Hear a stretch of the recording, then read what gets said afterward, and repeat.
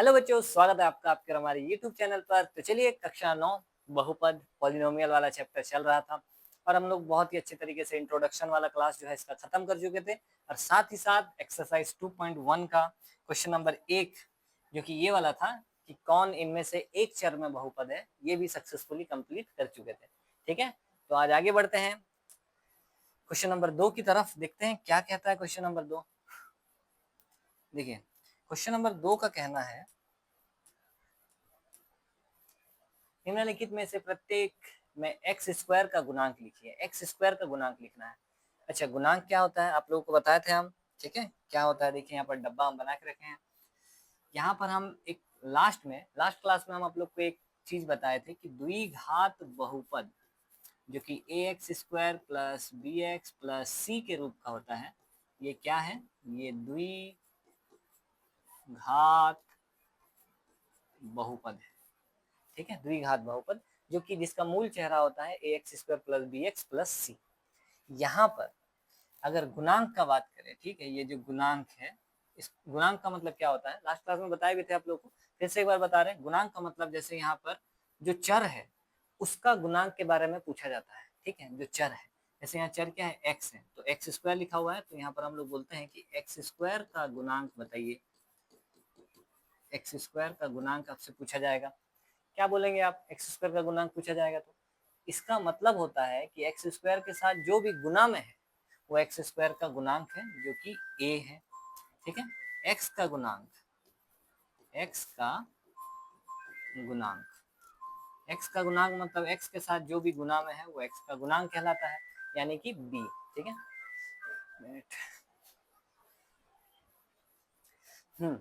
देखिए, x square का गुणांक मतलब ए, एक्स के साथ जो गुना में है।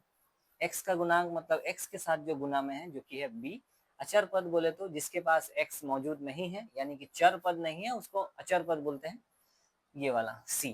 ठीक है, तो फिलहाल हम लोग को गुणांक से मतलब है, तो आप लोग को गुणांक समझ गए होंगे कि एक्स स्क्वायर के साथ जो गुना में होगा वो ए कहलाएगा और वही गुणांक है उसका। ठीक है, अगर आप जैसे मान के चलिए, हम एक एग्जाम्पल देते हैं आपको, जैसे 5x² माइनस 3x प्लस 2 ऐसा लिखा हुआ है। ठीक है, तो हम आपको बोल रहे हैं एक्स स्क्वायर का गुणांक और एक्स का गुणांक दोनों बताइए कि एक्स स्क्वायर का गुणांक क्या है और एक्स का गुणांक क्या है, दोनों बताइए। ठीक है, तो देखते हैं, एक्स स्क्वायर के साथ जो गुना में है संख्या वो है एक्स स्क्वायर का गुणांक, और एक्स के साथ जो गुना में है संख्या वो है एक्स का गुणांक। तो एक्स आप बोलेंगे यहाँ पर सर यहाँ पर क्या है, 3 है। ठीक है, लेकिन ये गलत हो जाएगा, 3 नहीं, यहाँ पर -3 है। ठीक है, ये जो चिन्ह है वो इस संख्या का है। क्यों? क्योंकि जो मूल चेहरा में जो x था वहां पर देखिए सभी जगह पर प्लस था, सभी जगह पर क्या था, प्लस था। तो हर एक द्विघात बहुपद उसी चेहरे का होता है। तो यहाँ माइनस कैसा आया, जरूर ये माइनस ये 3 लेकर आया है। ठीक है, ये जो b है, b का मान क्या है, 3 है, यही इस माइनस को लेकर आया है। इसीलिए आपको जब लिखेंगे आप x का गुणांक, तो अगर माइनस होगा तो उसको लगाना होगा। ठीक है, या यहाँ पर भी अगर माइनस होता एक्स स्क्वायर का गुणांक, तो हम बोलते हैं माइनस का 5 है। ठीक है, तो इस प्रकार से होने वाला है मामला। चलिए करते हैं अब start. Question number 1, question number 1 है 2 plus x square plus x. ठीक है, क्या चाहिए अपने को? अपने को एक्स स्क्वायर का गुणांक चाहिए। ठीक है, चलिए एक्स स्क्वायर का गुणांक लिखते हैं। एक्स स्क्वायर का गुणांक, आप देखिए एक्स स्क्वायर के साथ गुना में क्या है, जैसे यहाँ पर एक्स स्क्वायर के साथ गुना में -5 था तो लिखे थे -5। इस बार एक्स स्क्वायर के साथ गुना में तो दिख ही नहीं रहा है कि क्या है संख्या। तो जब आपको कोई संख्या नहीं दिखाई दे रहा है तो समझ लीजिए कि वहाँ क्या है, 1 है। क्योंकि 1 ही एक ऐसा संख्या है जो आगे नहीं लिखा जाता है, क्योंकि एक से गुना करने पर वापस से यही नंबर बन जाता है। ठीक है, क्योंकि एक से गुना करने पर तो कोई फर्क नहीं पड़ेगा, तो एक्स स्क्वायर ही रहेगा, इसीलिए यहाँ पर 1 है ना, 1 है। एक्स स्क्वायर के गुणांक कुछ नहीं दिख रहा, मतलब 1 है। चलिए आगे बढ़ते हैं। दूसरा नंबर क्या है, 2 minus x square plus x cube, है ना। देखिए यहाँ पर आपको एक्स स्क्वायर का गुणांक बताना है, सभी जगह पर एक्स स्क्वायर का ही गुणांक बताना है।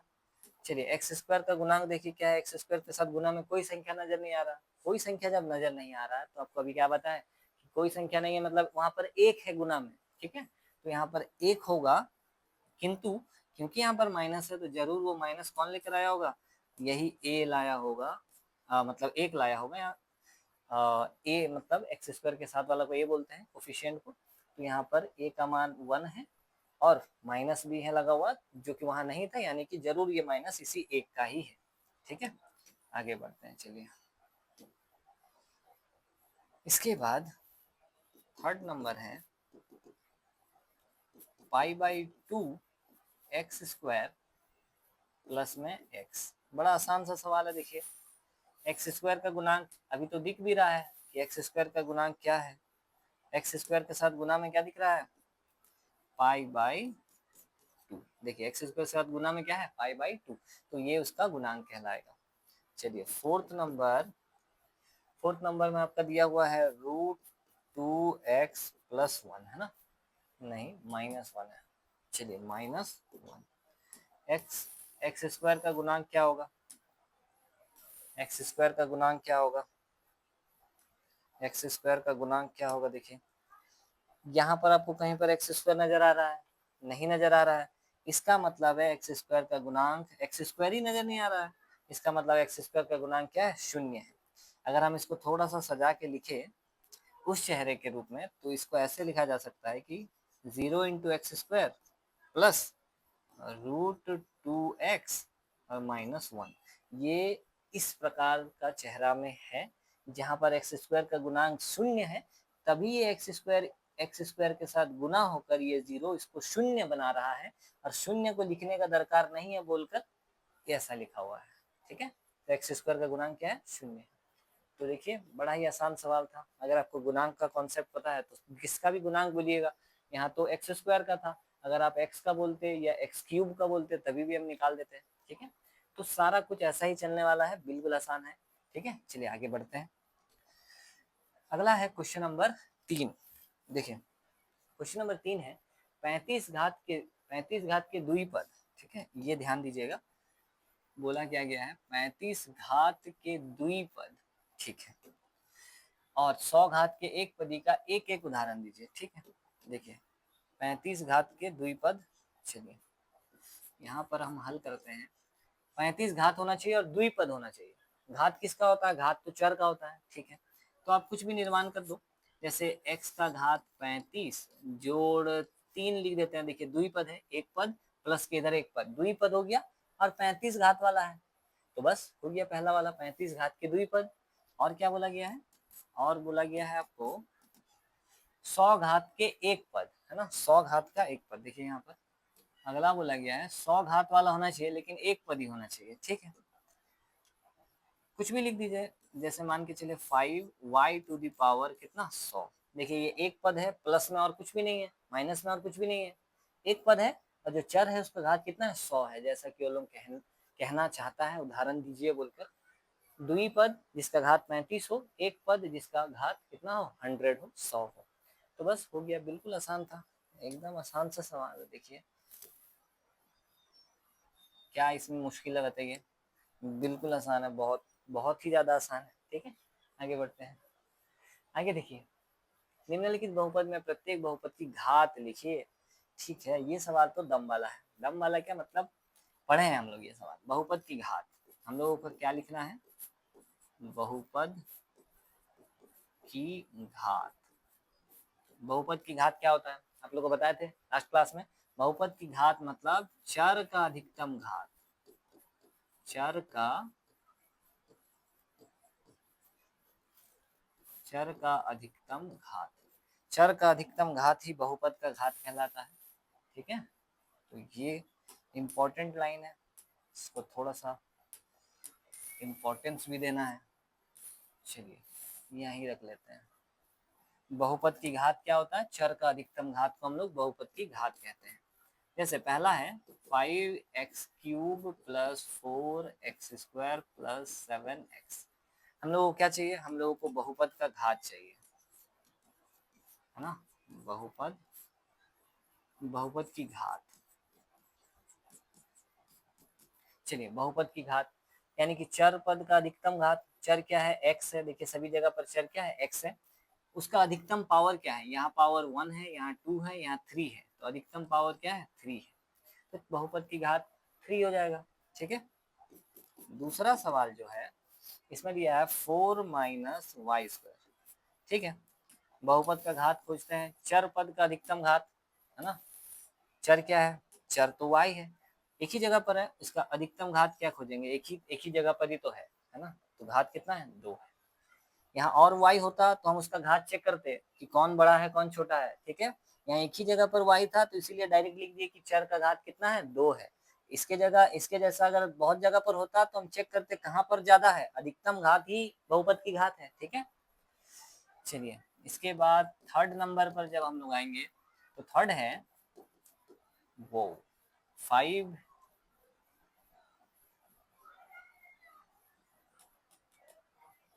एक मिनट, चलिए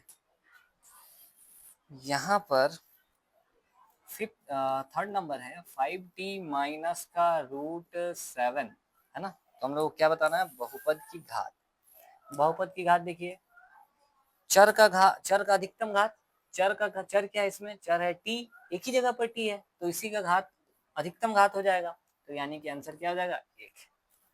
अगला देखिए फोर्थ नंबर है 3, सिर्फ 3 दिया हुआ है, यानी कि जो बहुपद का घात होगा इस वाले के लिए, है ना। यहाँ पर देखिए ये भी बहुपद है, कैसे है देखिए, हम आपको लिख के बता देते हैं। यहाँ पर इसको हम लोग ऐसा लिख सकते हैं, 0, हम इसको रैखिक में बनाना चाहते हैं तो रैखिक बहुपद भी बना सकते हैं। फिलहाल हम द्विघात वाला बताएं आपको तो द्विघात बना लेते हैं, +3। ये देखिए, अगर हम इसको द्विघात के रूप में सजाना चाहते हैं तो ये इस प्रकार का है, x स्क्वायर का गुणांक 0 है, x का 0 है। ठीक है, तो फिलहाल हमको अधिकतम घात चाहिए। फिलहाल यहाँ पर क्योंकि ये सारा टर्म तो गायब होकर 0 हो गया है, यहाँ पर तो कुछ बचा नहीं है। ठीक है, कुछ बचा नहीं है, 3 बचा है। तो बहुपद की घात चर का अधिकतम घात होता है, यहाँ पर चर पद नजर ही नहीं आ रहा तो अधिकतम घात क्या हो जाएगा, 0 हो जाएगा। चर पद ही नहीं है तो उसका घात कहाँ से खोजेंगे, वो जरूर 0 है। ठीक है, तभी तो वो 0 है ना। यहाँ पर किसी का भी घात 0 होता है तभी वो 1 हो जाता है। ठीक है, एक जोड़ का वगैरह वो सब लिखा नहीं जाता है, इसीलिए हटा दिया गया है। ठीक है, चर का अधिकतम घात जरूर वहाँ 0 है। चलिए, यहाँ पर है ही नहीं चर पद तो उसका अधिकतम घात क्या हो जाएगा, 0 हो जाएगा, सीधा लॉजिक है बस। तो ये देख लीजिए चौथा नंबर सवाल, है ना, बिल्कुल आसान है। इसके बाद आते हैं अगले अगले सवाल पर चलते हैं। चलिए लास्ट है वो अगला सवाल जो कि क्वेश्चन नंबर 5 है। बताइए कि निम्नलिखित बहुपदों में कौन कौन बहुपद रैखिक है, कौन कौन द्विघाती है और कौन कौन त्रिघाती है। ठीक है, देखिए द्विघाती का मतलब क्या होता है, रैखिक का मतलब क्या होता है। रैखिक का मतलब होता है कि जिसमें जो चर का अधिकतम घात है वो 1 है ना। अभी अभी जो हम लोग कर रहे थे, चर का अधिकतम घात अगर 1 है, ये देखिए 1 है तो ये रैखिक है ना, रैखिक बहुपद है। अगर चर का अधिकतम घात 3 है तो ये त्रिघाती है, सिंपल सी बात है। ठीक है, अगर चर का अधिकतम घात 2 है तो ये द्विघाती है। ठीक है, और ये तो ये जीरो जीरो बहुपद आप इसको बोल सकते हैं। ठीक है, शून्य बहुपद, इसमें बहुपद का ये नहीं है। चलिए शून्य बहुपद वैसे नहीं बोल सकते उसको क्योंकि शून्य होना जरूरी है। फिर देखिए यहाँ पर सिंपल सा लॉजिक है, जिसमें घात 1 होगा, हाईएस्ट पावर 1 होगा तो रैखिक है यानी कि लीनियर है। उसके बाद अगर 2 हाईएस्ट पावर है तो क्वाड्रेटिक है यानी कि द्विघाती है, और अगर 3 हाईएस्ट पावर है तो वो त्रिघाती है यानी कि क्यूबिक है। चलिए पहला वाला क्या हो जाएगा, तब देखिए पहला है एक्स स्क्वायर प्लस एक्स, ये क्या हो जाएगा, चर का अधिकतम घात कितना है, 2 है, यानी कि ये द्विघाती है ना। आप इसको द्विघात भी बोल सकते हैं, द्विघाती भी बोल सकते हैं, त्रिघात भी बोल सकते हैं, त्रिघाती भी बोल सकते हैं। ठीक है, त्रिघात यहाँ पर देखिए पता ही भी चल रहा है, त्रिघात मतलब 3 घात, द्विघात मतलब अधिकतम 2 घात। चलिए अगला क्या है, अगला है x माइनस एक्स क्यूब, अधिकतम घात देखिए कितना, 3, तो यानी कि ये हो जाएगा त्रिघाती। फिर क्या है, चलिए आगे, आगे है y प्लस वाई स्क्वायर और प्लस में 4। देखिए चर पद का अधिकतम घात कितना है, 2 है, यानी कि ये द्विघाती है। इसके बाद अगला है चौथा नंबर, इधर आपका 1 प्लस एक्स। देखिए चर का अधिकतम घात यहाँ क्या है, कुछ नहीं है, मतलब 1 है पावर, तो इसका मतलब ये क्या है, ये रैखिक है। ये पहला अपना रैखिक आया है इस वाले सवाल पर, ये रैखिक है। ठीक है, पांचवा देखते हैं 3t। यहाँ पर चर क्या है, t है, और t का घात कितना है, 1 है। क्यों, क्योंकि कुछ नहीं होता, पावर तो 1 होता है, क्योंकि अगर यहाँ 0 होगा तब तो ये यहाँ पर होगा ही नहीं, किसी का भी पावर अगर 0 है तब वो 1 हो जाता है। ठीक है, तो यहाँ पर घात कितना है, 1 है, तो इसका मतलब है ये भी क्या है, रैखिक है। चलिए ये अपना क्या हो गया, रैखिक हो गया। पांचवे के बाद आ जाते हैं छठे नंबर पर, जो कि अपना आर स्क्वायर। ठीक है, आर स्क्वायर का अगर हमको बताना आर स्क्वायर कैसा है, देखिए यहाँ पर पावर क्या है, हाईएस्ट पावर आर इस बार देखिए चर है, हाईएस्ट पावर कितना है, 2 है, इसका मतलब ये द्विघाती है। इसके बाद आ जाते हैं सातवें नंबर पर। सातवां नंबर क्या है, 7x³ चर पद का अधिकतम घात कितना है, 3 है, यानी कि ये त्रिघाती है। ठीक है, देख लीजिए खत्म हो गया, बिल्कुल आसान सा था, कोई मतलब ज्यादा लोड लेने वाला चीज है नहीं। बिल्कुल एक बार बैठ के कॉपी कलम लेके बैठिएगा, घर में एक बार बनाइएगा, एक बार लिखिएगा, दिमाग में सारा चीज उतर जाएगा। ठीक है, और अगर आप चाहते हैं कि हम 1-1.5 महीना बाद इसको ना भूले, तो आपको फिर 20-25 दिन में एक बार इसको दोबारा से रिवाइज करना पड़ेगा, तो आपके दिमाग में फिर रहेगा। ठीक है, तो देख लीजिए ये सारा 2.1 हम लोग सक्सेसफुली कंप्लीट कर चुके हैं, आज खत्म कर चुके हैं। कहीं पर भी अगर कुछ डाउट हुआ हो तो कमेंट बॉक्स में कमेंट करिएगा। अगर मेरे से बोलते हुए कोई त्रुटि हो गई हो तो जरूर से बताइएगा कि इस जगह पर हम गलत बोल दिए। ठीक है, बाकी अगर आपको कहीं पर भी डाउट हुआ है तो बिल्कुल से बताइए। अच्छा, इस जगह पर आप कुछ भी ले सकते हैं, ये हम अपना मन से बनाए हैं, हो सकता है आंसर मैच ना करे किताब का, ये आप कुछ भी क्योंकि ले सकते हैं। ठीक है, तो चलिए इतना प्रैक्टिस करिए, अच्छे तरीके से प्रैक्टिस करिए, अच्छे तरीके से पढ़ाई करिए, क्योंकि चैप्टर 2 जो बहुपद है वो क्लास 10 का भी अध्याय 2 बहुपद है। ठीक है, तो ये सारा चीज आपके दिमाग में होना चाहिए क्लास 10 में। तो चलिए मिलते हैं आप लोगों से नेक्स्ट वीडियो में, तब तक के लिए जय जगन्नाथ।